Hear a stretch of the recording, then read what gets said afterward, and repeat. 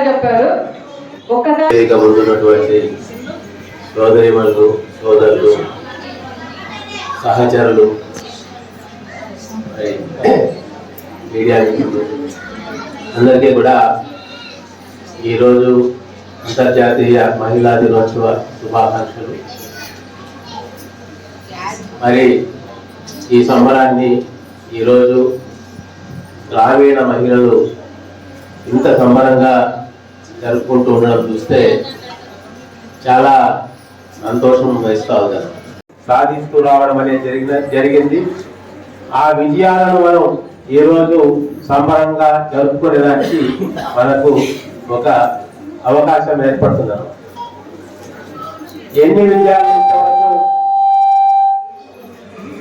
ఎన్ని విజయాలను ఇంతవరకు సాధించినా ఇంకా సాధించాల్సింది చాలా ఉంది.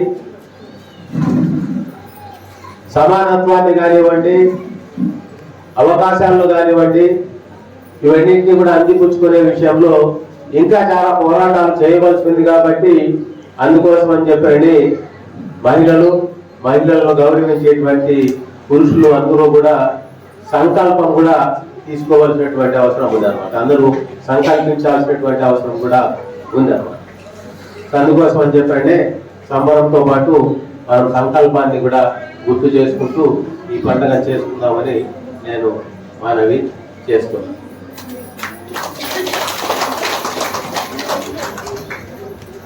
ఈ సందర్భంగా మరి మన సంస్థ ఆశయాలను దృష్టిలో పెట్టుకొని ఈ సంవత్సరానికి, రాబోయే ఒక సంవత్సరానికి మనం కొన్ని ప్రాధాన్యతలు నిర్ణయించుకుంటే బాగుంటుంది అని చెప్పని నేను అనుకుంటున్నాను. వాటిని మీ ముందు నేను ఉంచాలా అని చెప్పని అనుకుంటున్నాను. మనం పనిచేసుకునేటువంటి సంస్థ, దాని యొక్క ఆశయము ఏమి, దాని నినాదం ఏమి, దాని విధానం ఏమి అని చెప్పని చూసినప్పుడు పలుసార్లు మీకు అందరికీ కూడా చెప్పడం జరిగింది. మన సంస్థ నినాదము, విధానము ముఖ్యమైనది ఏంటంటే మహిళా నాయకత్వంలో అభివృద్ధి సాధించాలా. మహిళల నాయకత్వంలో అభివృద్ధి సాధించాలా అంటే దాని అర్థం ఏమంటే మీ కుటుంబాలన్నీ కూడా మీ నాయకత్వంలో బాగా ముందుకు పోవాలా. మీ నాయకత్వంలో అవి గౌరవంగా బతకాలా. మరి అదేవిధంగా మీ కుటుంబాలతో పాటు మీ గ్రూప్లో ఉన్నటువంటి మిగతా కుటుంబాలు, మన సంస్థ పనిచేసేటువంటి ఇతర కుటుంబాలు అన్నీ కూడా అదే విధంగా అభివృద్ధి చెందాలా. అవి కూడా అన్నీ కూడా మీ నాయకత్వంలోనే అభివృద్ధి చెందాలా అనేది మన యొక్క ముఖ్యమైనటువంటి నినాదము, విధానము కూడా.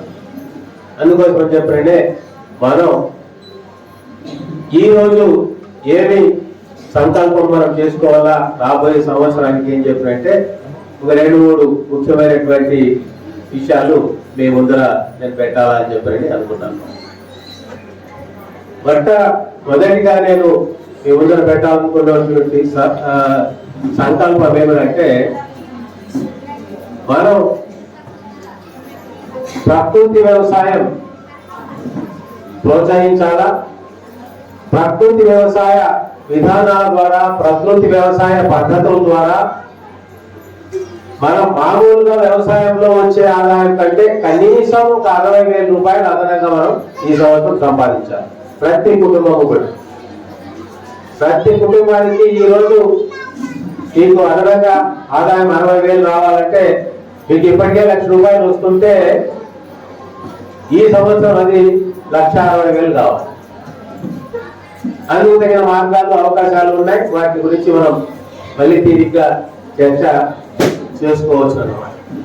ఇది చాలా ముఖ్యమైనటువంటి సంకల్పం నేను అనుకుంటున్నాను. గత 3-4 సంవత్సరాలుగా మనం మహిళలకు అదనపు జీవనోపాధులు అనేటువంటి ఒక సంకల్పాన్ని చేసుకొని ఇప్పటికి దగ్గర మనం పనిచేసేటువంటి మహిళలు మీలాంటి వాళ్ళు 10,000 మందికి పైగా మహిళలకు అదనపు ఆదాయ అవకాశాలు మనం కల్పించడం జరిగింది. చాలా మంది మీరు కూడా ఉంటారు, వ్యాపారాలు చేసుకుంటారు, లేకపోతే హోటళ్ళు పెంచుతుంటారు, లేకపోతే డైరీ చేసుకుంటారు, ఏదో రకమైనటువంటి పని చేసుకుంటూ దినానికి 200, 300 రూపాయలు, 400 రూపాయలు, 1000 రూపాయలు సంపాదించే వాళ్ళు కూడా ఈ 2-3 సంవత్సరాల్లో తయారు కావడం జరిగింది. అది నిజంగానే మీరందరూ సాధించినటువంటి ఒక విజయము అని చెప్పని నేను భావిస్తున్నాను. మరి దానికి తోడు అదనంగా మీరు ఇప్పుడు సంపాదించేటువంటి సంపాదనకు వ్యవసాయేతర కార్యక్రమం ద్వారా మీరు సంపాదించేటువంటి దానికి తోడుగా వ్యవసాయ ఆదాయాన్ని కూడా పెంచాలా అనేది ముఖ్య సంకల్పం అని ఇంతకుముందు నేను చెప్పాను.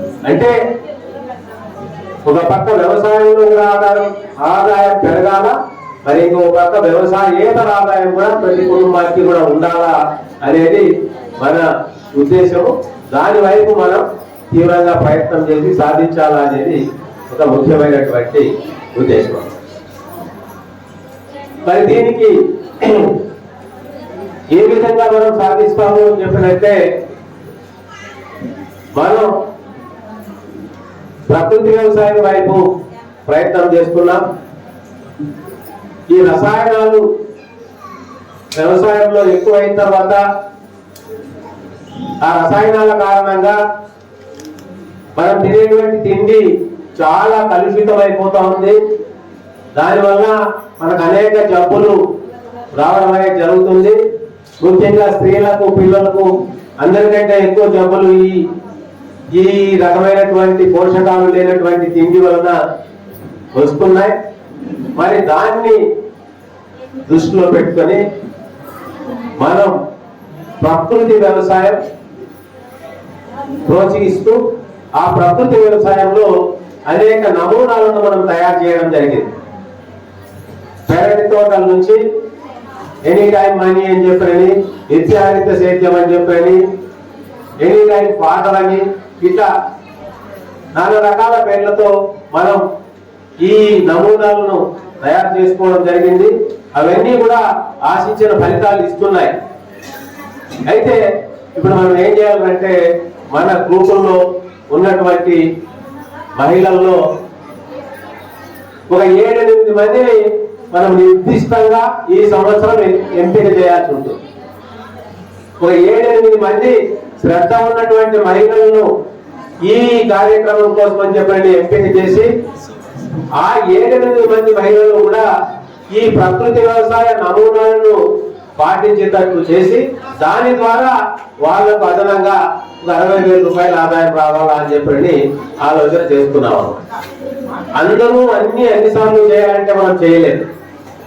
ఏ విధంగా అయితే ఇంతకు ముందు మనం అదనపు జీవనోపాధుల్లో గ్రూప్ 5 మందికి 6 మందికి చేసుకుంటూ వచ్చినాము, వ్యవసాయం కూడా మనం అదే పద్ధతిలోనే చేసుకుంటూ పోవాలా అనేది మన సంకల్పం.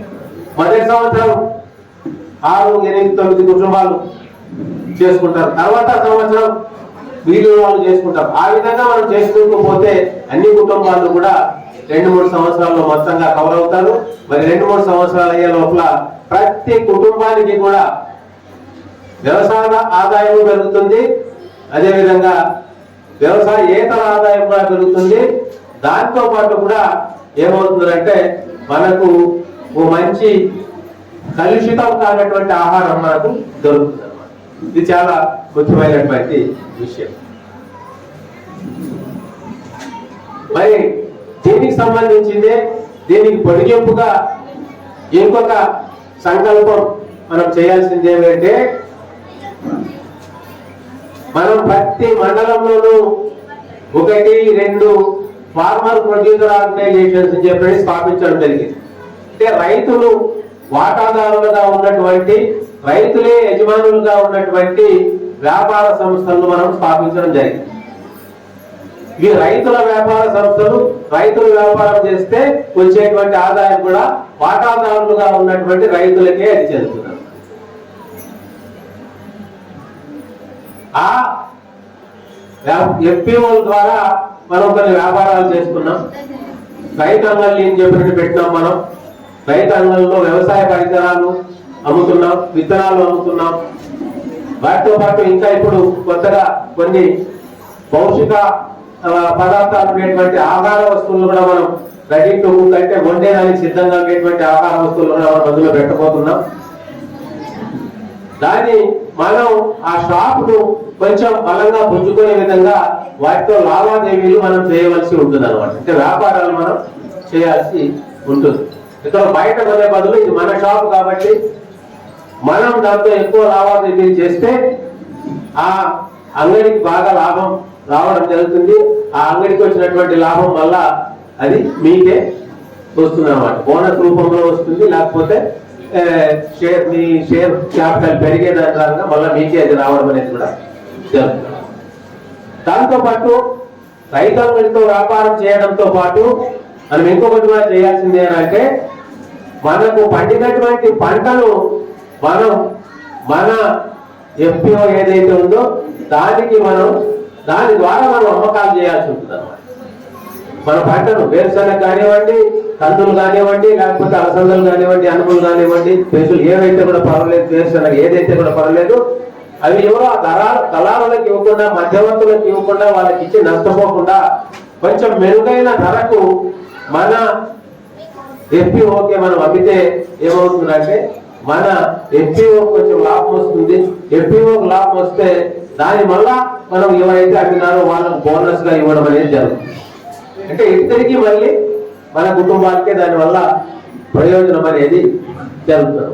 సో అందుకోసం అని చెప్పండి, ఏవైతే ఎఫ్పిఓలుగా ఉన్నాయో ఈ ఎఫ్పిఓలు అన్నింటిలోనూ 170-80% మహిళా సభ్యులే డైరెక్టర్లుగా కూడా ఉన్నారు, బోర్డ్ ఆఫ్ డైరెక్టర్లుగా కూడా ఉన్నారు. 170-80% పైగా వాటాదారులు కూడా మహిళలుగానే ఉన్నారు. అందుకోసం అని చెప్పండి మనం చెప్తున్నాం మహిళల నాయకత్వంలో అభివృద్ధి అని చెప్పండి. సో ఈ ఎఫ్పిఓలను మనం ఎంతో బలోపేతం ఈ సంవత్సరం చేయాలా. ఆ బలోపేతం చేయడానికి ఇది ఒక ముఖ్యమైనటువంటి మార్గం. రైతాంగాలను బాగా జరిగేటట్లు చూడడం, మనం పండించినటువంటి పంటలు ఆ రైతాంగం మన ఎఫ్పిఓల ద్వారా అమ్మి దాన్ని వ్యాపారం చేయాలి. ఇది రెండవది. ఇంకొక ముఖ్యమైనటువంటి సంకల్పం, మూడవ సంకల్పం చెప్తానని అది చెప్పి ఆపేసాను. ఇంకా చాలా మంది పెద్దలు మాట్లాడాల్సినటువంటి వాళ్ళు ఉన్నారు కాబట్టి మూడవ సంకల్పం ఏమిటంటే, ఇంతకుముందు నేను చెప్పినట్లు మనం ఇప్పుడు తినేటువంటి తిండిలో ఎక్కువ వరి అన్నం ఉంది, లేకపోతే చపాతీలు ఉంటున్నాయి. ఈ వరి చపాతీ మనకు సంపూర్ణ ఆహారాన్ని ఇవ్వదు. అది అందరికీ చాలా మంది ఈ మధ్య చర్చ చేస్తున్నారు, అందరికీ కూడా తెలిసినటువంటి విషయమే. నిజమేనా? అందరూ చెప్తున్నారు కదా, ఏమి లేదు దీంట్లో, సారం ఏమి లేదు, ఊరికి లాభ అయిపోతాం, చక్కెర వ్యాధులు వస్తాయి, లేకపోతే గుండె జబ్బులు వస్తాయని చెప్పని చెప్తున్నారు. ఎందుకంటే ఎక్కువ వరి అన్నం మనం తింటున్నాం, లేదంటే చపాతీ తింటున్నాం. ఈ రెండు కూడా ఆరోగ్యానికి మోతాదు మించితే చాలా హాని చేస్తాయి అని చెప్పని శాస్త్రజ్ఞులంతా కూడా చెప్తున్నారు, డాక్టర్లు కూడా చెప్తున్నారు. సో దానికోసమనే మనం ఏం చేసినామంటే ఒక 3 ఏళ్ల కిందనే మన ఎఫ్పిఓల తరపునే ఒక కంపెనీ, ఒక ఫ్యాక్టరీని మనం స్థాపించినాం. ముద్దులాపురంలో ఉంది ఆ ఫ్యాక్టరీ, గూడేరు మండలం ముద్దులాపురంలో ఉంది. దాదాపు 6 కోట్ల రూపాయలు ఖర్చు పెట్టి మనం ఈ ఫ్యాక్టరీని నిర్మించినాం. ఈ ఫ్యాక్టరీలో వాళ్ళు ఏం తయారు చేస్తారు అంటే, ఈ ఫ్యాక్టరీలో వాళ్ళు మరి మన చిరుధాన్యాలు అంటే రాగులు, జొన్నలు, సజ్జలు, కొర్రలు, సామలు, వరిగలు ఇట్లాంటివి ఉన్నాయి కదా ఈ చిరుధాన్యాలు. అదేవిధంగా పప్పు ధాన్యాలు అంటే కంది, అనుములు, అలసంద, పెసులు, మినుములు ఇట్లాంటి పప్పు ధాన్యాలు. తర్వాత వేరుశనగ, ఇవన్నీ కలిపి ఆహార పదార్థాలు మనం వండుకునేదానికి సిద్ధంగా ఉండేటట్టు మనం తయారు చేస్తారు. తక్కువ సమయంలో దానికి ఉపయోగించి చేసుకోవచ్చు. ఈ రోజు మీకు ఆ తిండి కూడా ఒకసారి ఆ భోజనం మీకు చూపిస్తారు. ఈ రోజు మీకు మధ్యాహ్నం మీరు చేసేటువంటి భోజనం అంటే దాంట్లో సంపూర్ణంగా మనకు కావాల్సినటువంటి పోషకాహారాలన్నీ కూడా ఉంటాయన్నమాట. ఎందుకంటే దాంట్లో చిరుధాన్యాలు ఉంటాయి, పప్పు దినుసులు ఉంటాయి, వేరుశనగ లాంటివి కూడా ఉంటాయి. మరి దాన్ని మనం ఈ వరిని కొంత తగ్గించుకొని, ఈ గోధుమను కొంత తగ్గించుకొని, ఆ పదార్థాలను మనం ఎప్పుడైతే తింటామో అప్పుడు మనకు అందరికీ కూడా కొంచెం ఆరోగ్యం అనేది వస్తుంది, అనారోగ్యం పాలయ్యే తగ్గుతుంది. ఎందుకంటే మనకు రోగ నిరోధక శక్తి శరీరంలో పెరుగుతుంది, బలం అనేది కూడా మనకు పెరుగుతుంది. దానివల్ల మనం జబ్బులకు గురి కాకుండా మన ఆరోగ్యాన్ని సంరక్షించుకోవడానికి వీలవుతుంది. ఒక పక్క ఆరోగ్యంతో పాటు ఇంకొక మేలు కూడా మనకి ఏం జరుగుతుందంటే, అక్కడ 6 కోట్లు మనం ఖర్చు పెట్టి కట్టేటువంటి ఫ్యాక్టరీ కొంచెం లాభాల్లో నడుస్తుంది. నష్టాలు లాభాల్లో నడిచేది మంచిదేనా? ఏమవుతుంది లాభాల్లో నడిస్తే? ఏమవుతుందంటే ఆ వచ్చే లాభాలు కూడా ఎవరికి? ఆ కంపెనీ వల్ల మనదే, ఆ కంపెనీ మన ఎస్పీ వాళ్ళదే. కాబట్టి దాంట్లో లాభం వచ్చింది కూడా మళ్ళా మన ఎస్పీ వాళ్ళకే వాపసు రావడం అనేది జరుగుతుంది. అంటే మనం చేసేటువంటి అన్ని కార్యక్రమాలు కూడా మనకు ప్రత్యక్షంగాను పరోక్షంగాను 2 విధాలుగా కూడా మనకే మేలు చేస్తాయి. మనకే అనేక విధాలుగా అవి తోడు చేయడం అనేది జరుగుతుంది అన్నమాట. మన నుంచి డబ్బు ఏ వ్యాపారస్తులతో ఎవరికో బయటకు వెళ్ళిపోకుండా మనలోనే అది తిరుగుతూ కూడా ఉంటుంది. మరి ఒకరికి ఒకరు తోడు చేసుకున్నట్టు కూడా అవుతుంది అన్నమాట. అందుకోసం అని చెప్పినట్టే నేను అందరికీ కూడా ఒక విన్నపం చేస్తున్నాను. మీకే కాదు, అన్ని మహిళా దినోత్సవాల్లో చేస్తున్నాను, అన్ని సస్యమిత్ర గ్రూప్ మీటింగ్ లో కూడా నేను చేస్తున్నాను. నేను చేస్తున్నటువంటి విన్నపం ఏమిటంటే, ప్రతి కుటుంబము కూడా నెలకు మొదలు పెట్టినప్పుడు కనీసం 200 రూపాయలకైనా వాళ్ళ ఆ ధాన్యాన్ని కొనాలా. ఏదంటే రెడీ టు కుక్ అంటే వండేదానికి సిద్ధంగా ఉండేటువంటి ఒక ధాన్యాన్ని మీరు కొనాలా, దాన్ని మీరు ఉపయోగించాలి. మరి వండేదానికి రెడీగా ఉండేటువంటి పాయసాలు ఉన్నాయి. రాగితో పాయసం ఉన్నది, కొరతో పాయసం ఉన్నాయి, సామలతో పాయసం, ఇట్లాంటి మంచి పాయసాలు, మంచి పోషకాలు ఉండేటువంటి పాయసాలు ఉన్నాయి. కిచిడీలు ఉన్నాయి బాగా, దాంట్లో పప్పు ధాన్యాలు ఉంటాయి, తర్వాత చిరుధాన్యాలు కూడా ఉంటాయి, అట్లాంటి పప్పు దినుసులు కూడా ఉన్నాయి, కిచిడీ చేసుకోవచ్చు. ఇటువంటి వంటలు మీరు తినేది అలవాటు చేయాలా. మీరు మరి మన ఫ్యాక్టరీ ఏదైతే మనకు మ్యానుఫ్యాక్చర్ చేస్తే అక్కడ తయారు చేసి మనకి ఇస్తున్నారో వాటిని కొనేదాని వల్ల మనకు ఆ ఫ్యాక్టరీ కూడా లాభపడుతుంది, దానివల్ల మన ఎస్పీఓలు కూడా లాభపడతాయి, మన ఆరోగ్యం కూడా మెరుగుపడుతుంది అన్నమాట. సో కాబట్టి ఇవన్నీ కూడా మనకు ఒకదానికి ఒకటి తోడు చేసుకొని మనలను అభివృద్ధి చేసుకోవడానికి ఉన్నటువంటి ముఖ్యమైనటువంటి మార్గాలు అన్నమాట. సో అందుకోసమనే నేను మీకు అందరికీ కూడా ఈ మనవి చేస్తున్నా. చేస్తామంటారా ఈ పని? కొనుక్కుంటారా? కొనుక్కోవడానికి ఇష్టమేనా మీకు? నేను చెప్తున్నా, ఒక గ్యారెంటీగా నేను చెప్తా, బజార్లో అదే మీరు కొంటే ఎంత అవుతుందో దానికంటే మీకు 120 రూపాయలు తక్కువ ఉంటుంది అంటారా. బజార్లో నువ్వు 100 రూపాయలు పెట్టాల్సి వస్తే ఇది కొనేవారంటే 80కే నీకు దొరుకుతుంది. అందుకే మనం లేదు బజార్లో కొనే దాంట్లో నాణ్యత ఎట్లుంటుందో మనకు తెలియదు, కానీ మన దాంట్లో మనం నాణ్యతలో రాజీ పడకుండా మంచి నాణ్యమైనటువంటి ఆహార పదార్థం తయారయ్యేదానికి కావాల్సినవన్నీ కూడా మనం అందులో వాడడం అనేది జరుగుతుంది, దాన్ని మీకు ఇవ్వడం అనేది జరుగుతుంది. సో మీరు అనుకుంటే ఈ వ్యాక్సిన్ మీరు బాగా లాభాలకి వచ్చేటట్లు చేయొచ్చు, దానివల్ల మీ ఆరోగ్యం కూడా బాగా చేసుకోవచ్చు అన్నమాట. సో ఇది 3వ విషయం. మరి ఈ సందర్భంగా మీరు ఈ సంకల్పాలను దృష్టిలో పెట్టుకొని మీరు వాపసు పోయిన తర్వాత మళ్ళా మీ గ్రూపులో చర్చ చేయండి. ఈ విషయాలపైన మా సిబ్బంది ఉంటారు, వాళ్ళతో కూడా చర్చ చేయండి. మీకు ఏమైనా అనుమానాలు వస్తే, సందేహాలు వస్తే, లేకపోతే మీ దగ్గర ఏమైనా సలహాలు ఉంటే, సూచనలు ఉంటే కూడా చెప్పండి. వాటిని కూడా మనం అన్నింటినీ కూడా పరిశీలించుకొని మనం పనిచేసేటువంటి ప్రయత్నం చేద్దాం. దానివల్ల వచ్చే సంవత్సరం నాటికి ఈ రోజు మనం ఇక్కడ ఉన్నాము అంటే వచ్చే సంవత్సరం మళ్ళా మనం మార్చి 8వ తేదీన మహిళా దినోత్సవం జరుపుకుంటే ఉన్నటువంటి వాళ్ళు ఆ స్థాయికి కొన్ని మెట్లు మనం పైకి ఎక్కి ఉండాలా. పురోగతి అంటే అభివృద్ధి సాధించి ఉండాలా. ఆ వైపు మనమందరం కూడా పోతామని చెప్పండి, దానికి మనమందరము సంకల్పించాలా అని చెప్పండి నేను కోరుకుంటున్నాను. మరి మీతో మీ సభలో ఈ విధంగా పాలు పంచుకునేదానికి నాకు అవకాశం ఇచ్చినందుకు మీకు అందరికీ కూడా నేను ధన్యవాదాలు తెలియజేస్తున్నాను. నాకు ఉన్నటువంటి కొన్ని సమస్యల వల్ల మీతో ఎక్కువ కాలం నేను ఇక్కడ కూర్చోలేకపోతున్నాను, నన్ను క్షమించాలని నేను కోరుకుంటున్నాను.